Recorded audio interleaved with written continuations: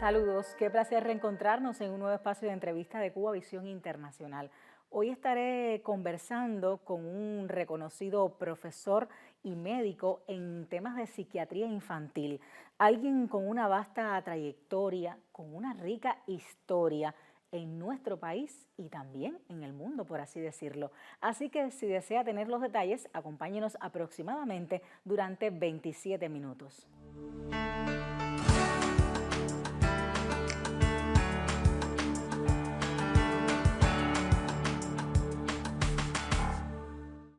Qué placer recibir en nuestro espacio de entrevista de Cuba Visión Internacional al doctor Cristóbal Martínez Gómez, jefe del Grupo Nacional de Psiquiatría Infantil. Bienvenido a nuestro espacio, doctor. Qué gusto. Gracias. Bueno, vamos a pasar revista a nuestro cuestionario, que no es Muy corto, bien. digamos. Bueno, el doctor Cristóbal se graduó en una etapa muy temprana, en el año 64, en una etapa en que se formaron los primeros galenos de nuestro país. ¿Cuán importante fue su formación y para Cuba también la formación de este grupo de jóvenes profesionales? Bueno, yo empecé a estudiar medicina en el año 1955. Tuvimos la situación por la situación que había desde el punto de vista de la revolución, hubo 2 años de cerrada la universidad. Por eso fue que me duró la carrera 9 años. Pero tuve muchas experiencias, muy buenas experiencias durante esa época, porque al triunfo de la revolución recibí el apoyo de la revolución para poder terminar mi carrera, como era costumbre, porque realmente yo no tenía las condiciones económicas para estudiar medicina, porque mi papá era un trabajador de un central azucarero, y gracias a la beca que se creó ahí en el edificio que está ahora en G25, ahí estuve becado y pude, gracias a eso, graduarme en el año 1964. ¿Qué pasó en aquel momento? No se quedó en la capital, ¿verdad? ¿Cuál fue la misión que le asignaron? ¿Qué pasó? Que por cuestiones muy curiosas, yo empecé en el hospital pediátrico Pedro Borraja Astorga, que cuando eso se llamaba, al principio se llamaba Hospital Municipal de Infancia, que fue el primer hospital pediátrico de América Latina. Y se llama Hospital Municipal de Infancia porque pertenecía a la ciudad de La Habana. Después de Girón, que desgraciadamente murió Pedro Borraja Astorga, en honor a él, porque era estudiante de medicina, se le puso el nombre de Pedro Borraja Astorga. Y curiosamente yo empecé estudiando pediatría.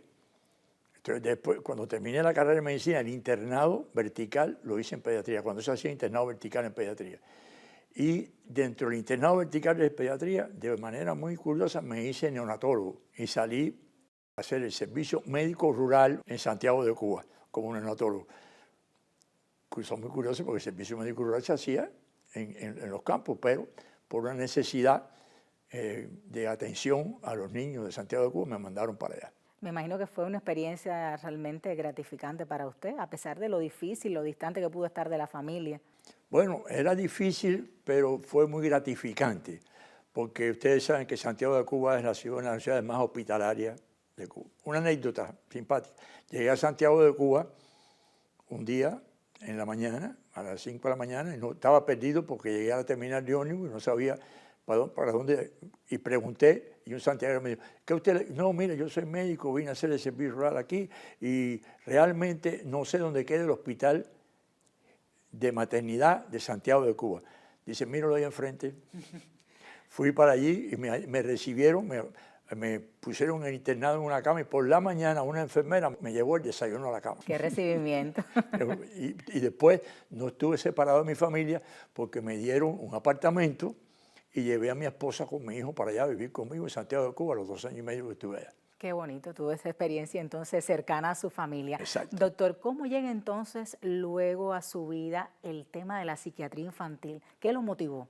Eso también es algo anecdótico y muy curioso. En el servicio de neonatología eran 40 incubadoras de prematuros, 200 camas de niños recién nacidos, y desgraciadamente en esa época la mortalidad neonatal era muy alta, no es como ahora, porque no teníamos los recursos que tenemos ahora, y se me morían muchos niños. Y yo, desde el punto de vista emocional, no podía soportar ver a un niño morirse y tenía que soportarlo porque yo era el jefe del servicio. y decidí que yo no podía seguir siendo neonatólogo, porque no estuviera aquí ahora donde usted me está viendo. Ya me hubiera muerto de un infarto seguro.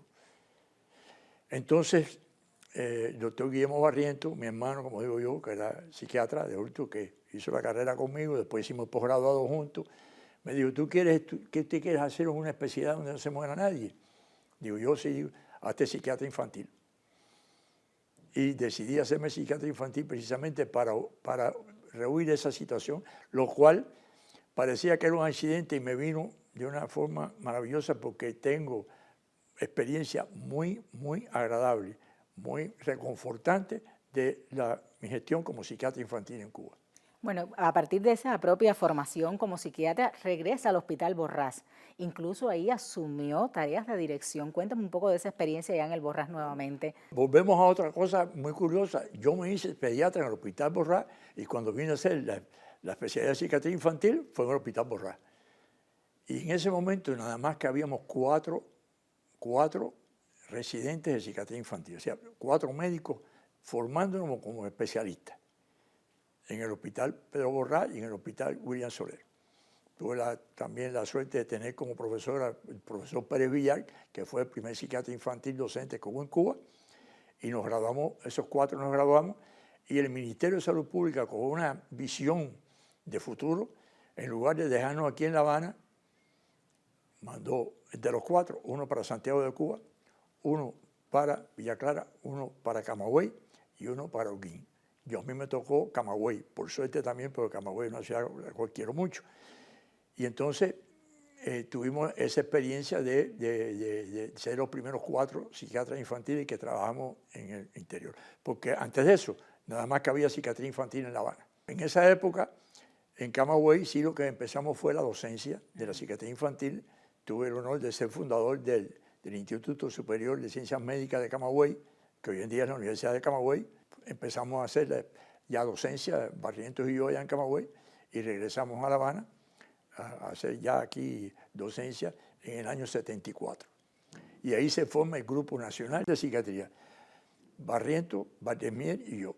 Lamentablemente, ambos dos los he perdido como amigos porque fallecieron los dos y entonces después ya más tarde se fundó el Grupo Nacional de Psiquiatría Infantil ya en el 90.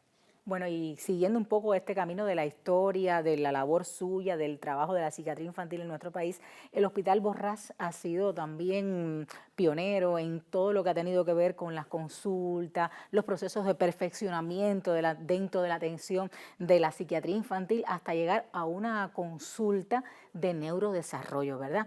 ¿Por qué llegar a estas consultas y cuánto ha aportado también a la atención a los infantes con estos trastornos? Bueno, esa historia es larga porque, como yo le dije, en el año 74 vine para el Hospital Pedro Borrás ya como especialista y ya como docente. Y entonces empezamos a trabajar. Cuando los diagnósticos no eran trastornos de neurodesarrollo. Ese diagnóstico es muy, muy nuevo.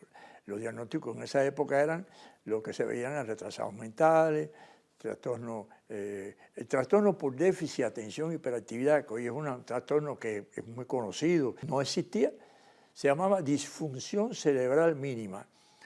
Los compañeros de ahora que me oyen decir eso y dicen, ¿pero de dónde usted sacó ese nombre? Bueno, así se llamaba y era lo que hoy es trastorno de déficit de atención. Entonces no había la cantidad de diagnósticos que hay ahora y los trastornos de neurodesarrollo no se conocían, sí existían, pero nosotros no teníamos esa categoría como tal. El primer caso de autismo infantil precoz lo hice yo precisamente en el año 74 en el Hospital Pedro Borrás. Yo pienso que a lo mejor alguien había diagnosticado, pero yo como psiquiatra infantil, el primer caso que vi de autismo fue en el año 74. ¿Y cuán importante entonces sería esa consulta? Le preguntaba, doctor. ¿Qué pasa? Que en esa época yo tenía que ver ese caso yo solo. No tenía un equipo que me apoyara. Yo tenía que ver el caso, verlo, hacerle diagnóstico, ponerle tratamientos, darle las orientaciones a la familia. Tenía que hacerlo yo todo. Entonces empecé a buscar ayuda para formar un equipo. Entonces, bueno, incluí en el equipo a un psicólogo, a una psicóloga, cuando aquello era una psicóloga, una trabajadora social, una enfermera, un especialista en rehabilitación, un especialista en logofoniatría, e hicimos lo que yo llamo un equipo multidisciplinario. Un equipo multidisciplinario es un equipo en el cual todos los especialistas ven el caso por separado. Es muy bueno porque cada especialista da sus orientaciones al paciente, lo veíamos todo, pero lo veíamos por separado. Y entonces surgió la idea de hacer un equipo interdisciplinario. La gran diferencia que el equipo multidisciplinario, cada especialista ve al paciente por separado y cada uno toma su decisión. El interdisciplinario, todos los especialistas se reúnen y ven el mismo caso todos juntos.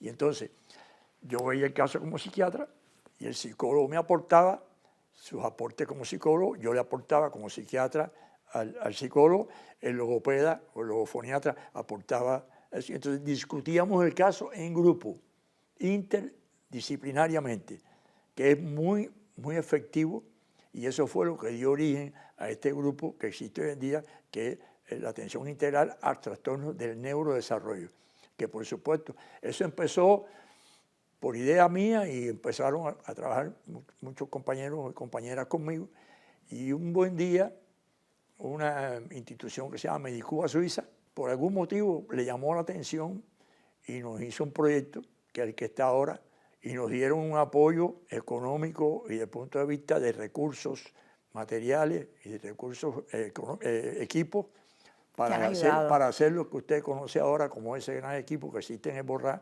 que ha ganado hasta premios internacionales y es reconocido mundialmente como una cosa muy efectiva.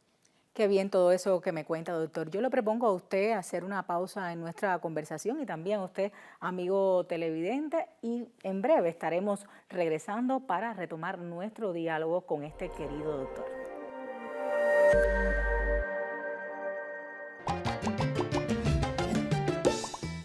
Cubavisión Internacional, la señal de Cuba para el mundo, está disponible en una red satelital que cubre los 5 continentes. Para ello cuenta con una flota de satélites de cobertura mundial, unido a una nueva red de transporte para la distribución por Internet, protocolo SRT, en cualquier parte del mundo, bajo petición previa de un operador.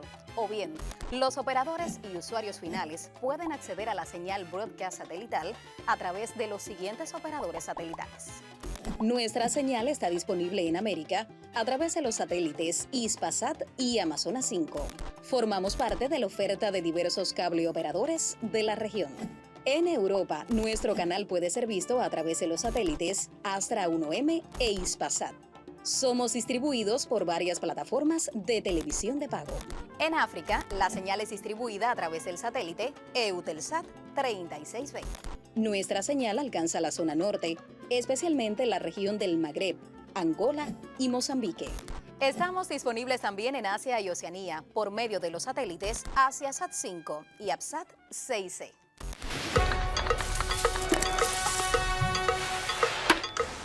Si desea conocer de Cuba, su cultura y su gente, nos puede hallar en la oferta de los distribuidores de televisión de pago de su región o reorientar su señal de acuerdo con nuestros parámetros de distribución satelital. Siga nuestra señal por el mundo.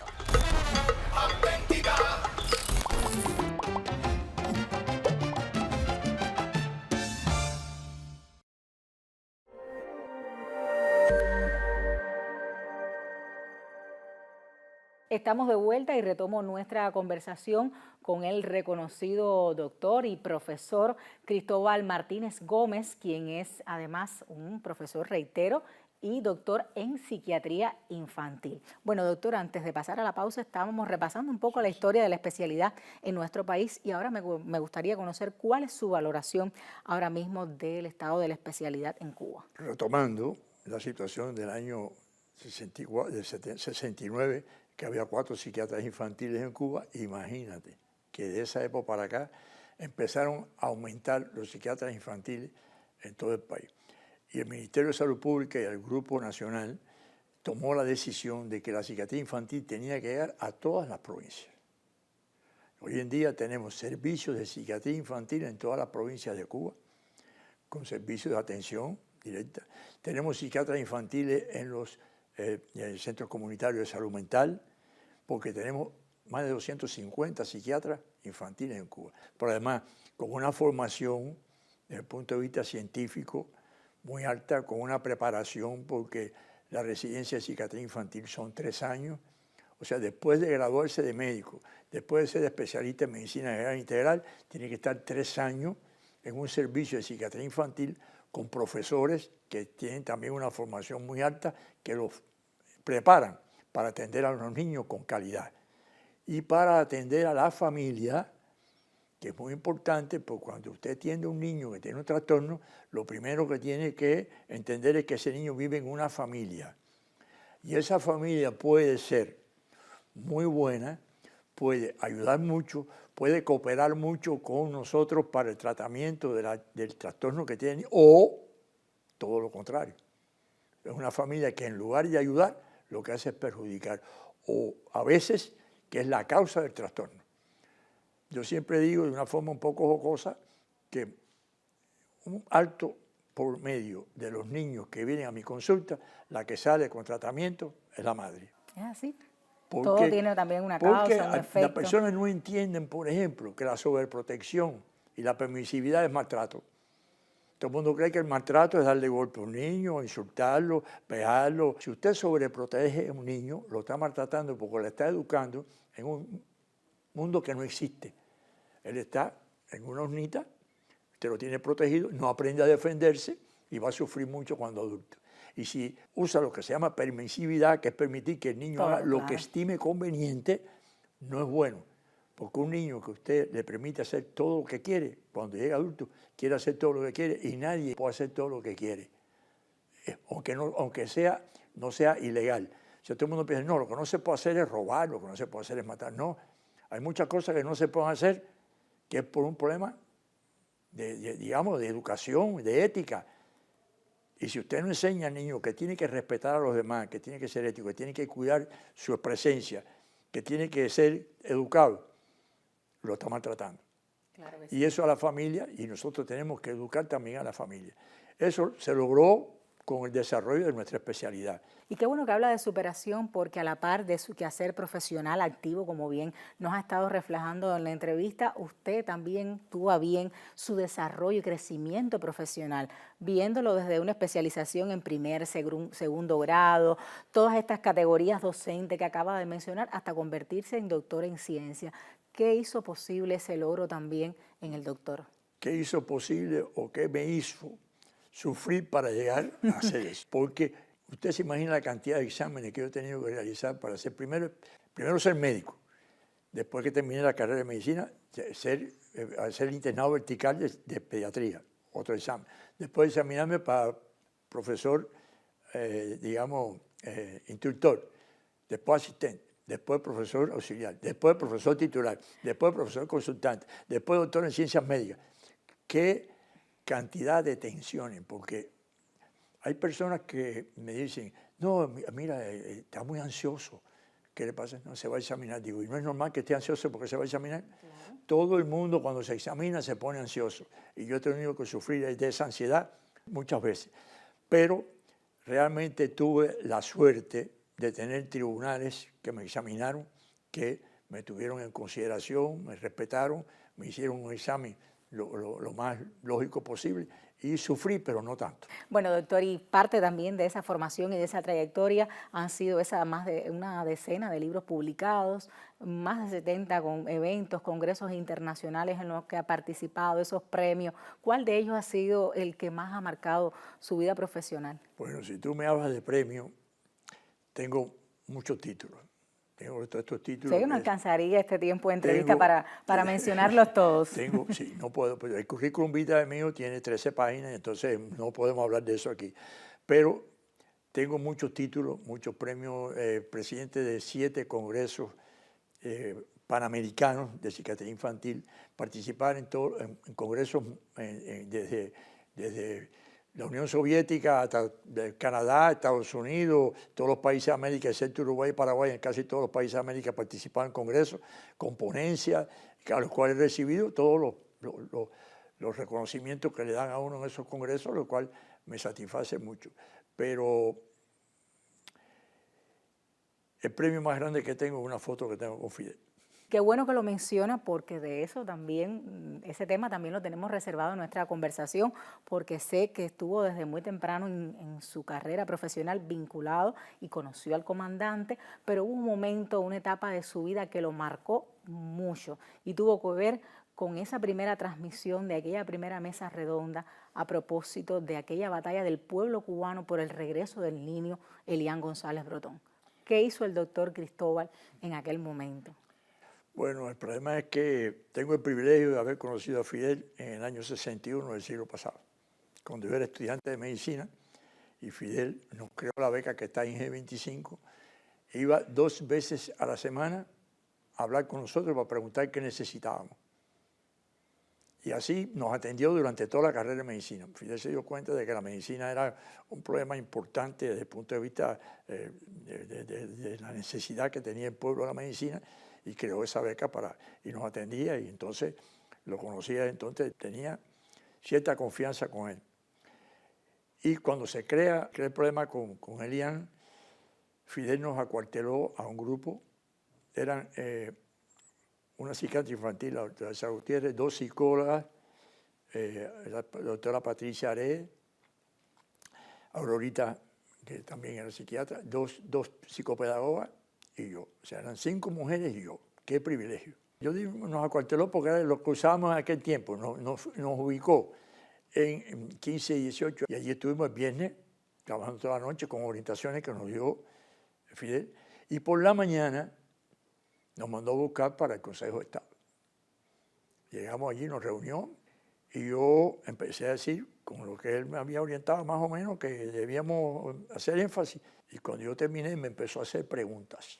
¿Tú no crees que eso puede tener complicaciones después? Porque tenía preguntas muy lógicas y yo empiezo a responderle, pero él seguía preguntando, muy interesado en el caso.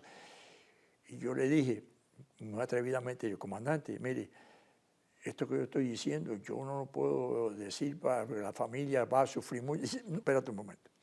Tú dices lo que tú dijiste al principio. Lo que yo te estoy preguntando es para yo saber.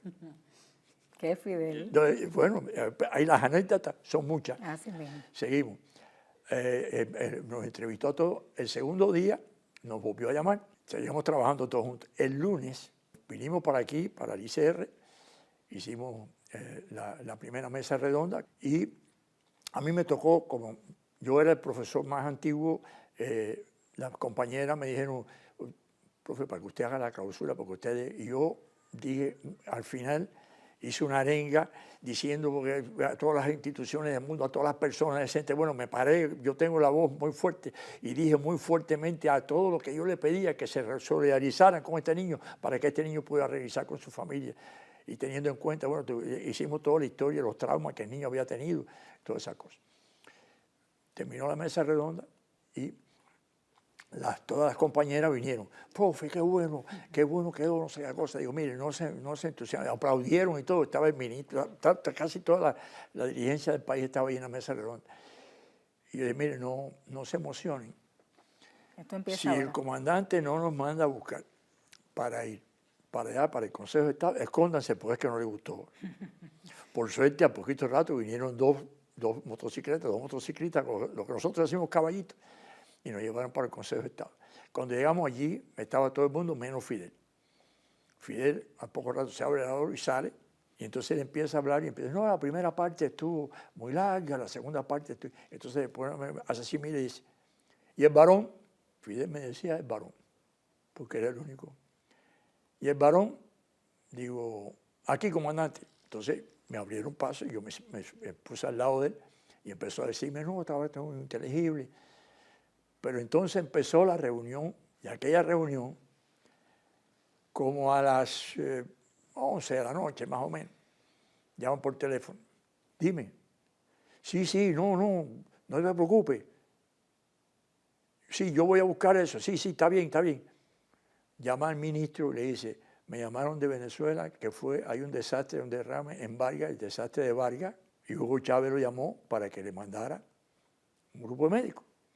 Y le dijo al ministro, hace falta que mañana haya 150 médicos en el aeropuerto para ir para Venezuela, para el desastre de Vargas.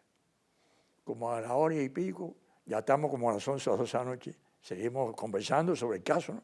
Y dice el ministro de Salud Pública, que ya tiene, dice Fidel, ya tiene los 150 médicos. Vuelve a llamar a Hugo a poco rato. Bueno, deja ver, Hugo, deja ver qué yo puedo hacer. No sé. Llama al ministro y dice, no son 150, hace falta 300. Para hacerle la anécdota rápida, por la mañana, a las 8 de la mañana salieron los 300 médicos para el desastre de Vargas en Venezuela. Eso da la idea del poder de convencimiento que tenía Fidel. A las 4:30 de la... Bueno, es temprano, 4:30 de la mañana. Entonces, mire, vamos a hacer una pausa. Yo pensé que íbamos a terminar. Bueno, supongo que eran necesidades fisiológicas que tendría igual que todos nosotros. Y empezó de nuevo. A las 6:30 de la mañana dijo que ya íbamos a terminar. Y quiso, nos dijo, nos recibió en el Consejo de Estado, la parte allí donde está el túnel ese donde entran los carros, nos paró allí en la escalerita para tirarse una foto con nosotros. Lo mismo que siempre, las mujeres se pusieron al lado de él, tiraron la foto y en eso, y el varón, lo mismo que siempre. Y entonces vino, y esa es la foto que yo tengo, me tiene abrazado así, yo me estoy riendo, me está diciendo, lo hiciste bien. Qué bien, qué bueno. Lo hiciste bien. Qué Entonces, motivo, sí. eso lo tengo en mi despacho, lo tengo en mi casa, y ese es el diploma más grande que yo tengo en la vida, es esa foto. Porque ese es un reconocimiento que tiene el valor más grande que yo tengo en la vida. Después hubo muchas mesas redondas. Me imagino que sí, muchas mesas redondas, muchas reuniones, y fue posible el regreso del niño Elian González a Cuba gracias a la colaboración del doctor y de todos los equipos que se pusieron en función de que fuera posible este hecho, ¿verdad? Bueno, no sé si tendremos tiempo de hacer algunas anécdotas más de la mesa. Hubo muchas anécdotas simpáticas, y cuando yo era director del hospital fue a visitarme muchas veces, y hubo anécdotas que son anécdotas en las cuales se demuestra la capacidad que tenía Fidel de relacionarse y de hacerle llegar a uno el reconocimiento. Bueno, esas son las anécdotas que quedan en su vida, que quizás hoy no hemos tenido tiempo para contar solo parte de ellas, pero son parte de su historia, de su trayectoria, y por eso también ese reconocimiento que tiene usted de la máxima dirección de este país, que lo tuvo de Fidel, también de Raúl y de todo ese equipo que lo acompaña día a día en su labor profesional, porque se mantiene a sus más de 80 años muy activo el doctor Cristóbal. Qué gusto tener la posibilidad de haber compartido con usted en este espacio de entrevista de Cuba Visión Internacional. El gusto es mío. Muchas gracias, doctor. Gracias. Mucha salud para usted y que, bueno, siga haciendo su labor profesional por mucho tiempo, con esa lozanía como todavía lo hace, y lo he tenido la posibilidad de verlo.